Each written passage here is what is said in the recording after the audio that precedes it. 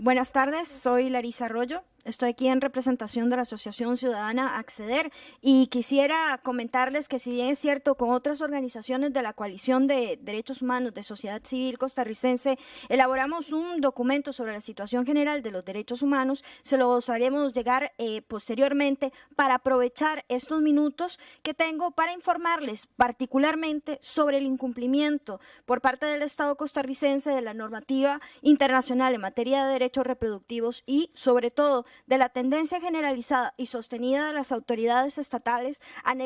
negarse a reconocer la trascendencia y la jerarquía de los instrumentos internacionales, así como el impacto que esto tiene en la vida de las mujeres. Y el mejor caso, por supuesto, es el tema del aborto terapéutico o impune, como conocemos en el país el aborto terapéutico, y escuchamos con esperanza realmente el anuncio de la norma que mencionaba Eugenia, y que no obstante hasta el día de hoy seguimos sin tener realmente acceso al aborto terapéutico, es decir, tenemos más de una década de estar trabajando en esto para la aprobación de un protocolo y hasta hoy en día no lo tenemos. Muchas de las mujeres en nuestro país han sido sometidas a torturas por un embarazo que atenta en contra de su vida o su salud sin haber nunca sido informadas de que tenían el derecho a acceder al aborto impune, y en ese sentido pues las manifestaciones del Estado sobre los remedios previstos para reclamar están dejando de lado algo muy importante, y es que las mujeres no saben que tienen ese derecho, y al no tener conocimiento de eso no podemos entender cómo vamos a tener incluso números de a cuántas mujeres se les está rechazando esto. Simple y sencillamente ellas no lo saben y no acceden. Es decir, que la ausencia de un protocolo que garantice ese actuar del personal de salud, que sea concordante, por supuesto, con el marco jurídico, con los estándares médicos, la falta de una campaña de difusión sobre el aborto impune, el derecho al aborto impune, pero también la falta de datos estatales sobre este tema en específico son precisamente las razones para la denegación de este procedimiento médico, y añadir aquí también muchas veces que la justificación del rechazo son criterios religiosos basados, por supuesto, en la confesionalidad del Estado. Somos un Estado confesional, no somos un Estado laico, y eso tiene una repercusión particular en el acceso a los derechos reproductivos de las mujeres en el país. Y bueno, todo esto, por supuesto, deriva del desconocimiento de las mujeres sobre sus derechos, y esto afianza la idea institucional en los centros de salud que el aborto impune únicamente aplica para los casos en donde la vida está en riesgo, cuando eso no es lo que dice nuestro Código Penal. Y es por esta razón que Acceder hoy quiere hacer eco ante la ilustre comisión de las voces particularmente de dos mujeres valientes que ustedes conocen porque interpusieron sus denuncias desde el 2008 y el 2011 respectivamente, pero también eco de las voces de otras mujeres que han pasado por este sufrimiento ante el cual el gobierno parece intermitentemente querer cumplir con sus obligaciones y responder por otro lado a otros intereses. Y en ese sentido pues quisiera evidenciar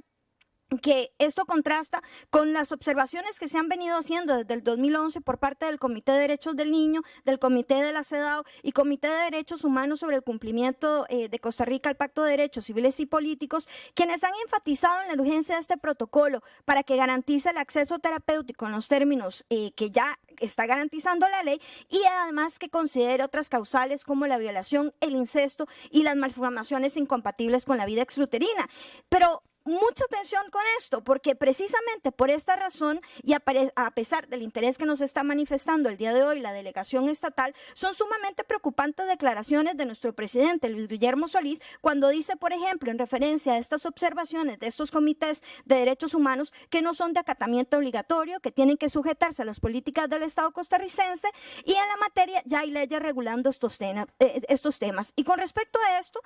deja claro, explícitamente, incluso en un video, que sus prioridades son el plan fiscal, vivienda y transparencia, y expone así que los derechos reproductivos de nosotras las mujeres no son prioridad para este gobierno ni para este Estado. Y bueno, los casos a los que refería Ana y Aurora son la la prueba viva de que no se está cumpliendo con lo que ya está garantizado por el marco nacional y que este tipo de declaraciones evidencia que Costa Rica planea seguir desobedeciendo antojadizamente a las máximas autoridades en derechos humanos, y ya tenemos, por supuesto, el precedente que mencionaba Marcia sobre la resistencia a cumplir la sentencia Artavia Morillo, que fue un procedimiento médico que fue denegado por 16 años. Esperamos que eso no siga continuando,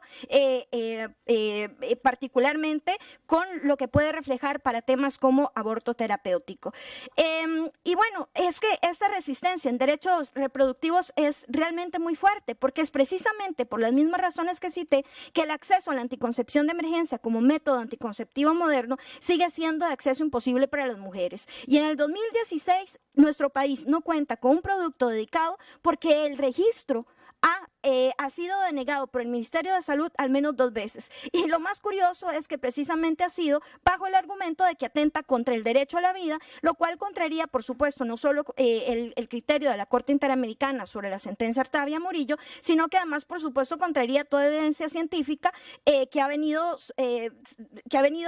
sosteniendo, por ejemplo, entidades en esta materia como la OMS y la OPS. Y bueno, sí existe un protocolo para víctimas de violación sexual, pero esto es un proyecto piloto y tiene múltiples incumplimientos que incluso las mismas autoridades estatales, y contamos con evidencia, hay barreras que simple y sencillamente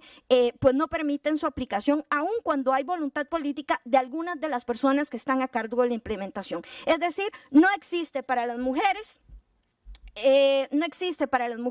acceso a la anticoncepción de emergencia, y esto por supuesto tiene un impacto particular en el cuerpo de las mujeres y los proyectos,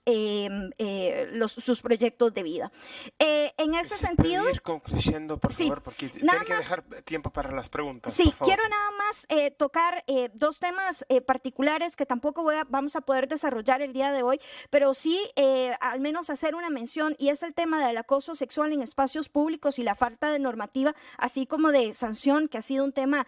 desarrollado por varias organizaciones. El tema de la feminización de la pobreza y la denegación del acceso a la justicia, particularmente en temas de pensiones alimentarias, y les haremos llegar un documento trabajado por la agrupación El Poder Ciudadano. Y por último lado, la ausencia de regulación y sanción del uso de la imagen de la mujer en los medios de comunicación, incluyendo la publicidad y el uso, por supuesto, de los roles y estereotipos de género, que lo que hacen es perpetuar la violencia contra las mujeres, que por supuesto se manifiesta en estas otras cosas que les he venido comentando el día de hoy. Muchísimas gracias.